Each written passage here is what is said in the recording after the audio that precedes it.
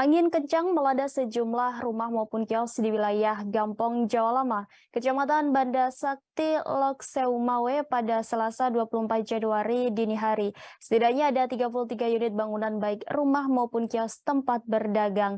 Tidak ada korban jiwa dalam insiden tersebut, namun peristiwa ini mengejutkan warga sekitar terutama para pemilik rumah. Untuk mengetahui informasi selengkapnya, kami sudah terhubung langsung dengan rekan Saiful Bahri, reporter dari Serambi News. Silakan laporannya rekan Saiful. Terima kasih, Rima.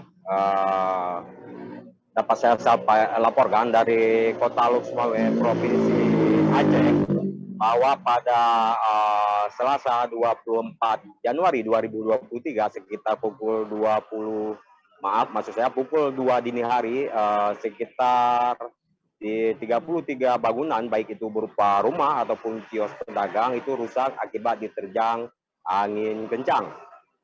Namun dalam insiden ini tidak ada korban jiwa.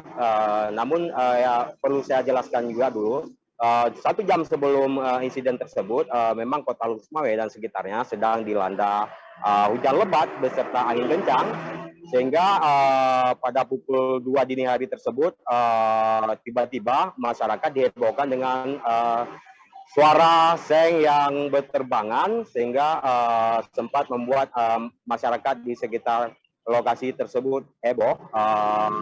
Bahkan ada yang berupaya melarikan diri pada malam itu untuk menjauhi lokasi terjangan angin kencang. Dan hasil penataan yang dilakukan oleh Kecik Kampung Jawa Lama, yakni Bapak Samsul Bahri, bahwa total kerusakan bangunan itu ada 33 bangunan, baik berupa rumah maupun kios para pedagang. Dari 33 bangunan tersebut, yang paling parah kerusakannya itu terjadi pada 5 rumah, di mana atapnya yang terbuat dari seng itu rusak hampir 50% dari seluruh total bangunan rumah mereka. Namun begitu, mereka tidak sempat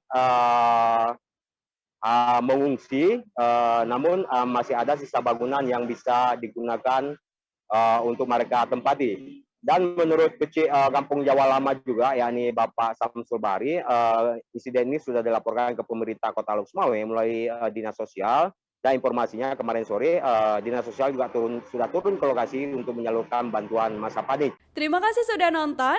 Jangan lupa like, subscribe, dan share ya.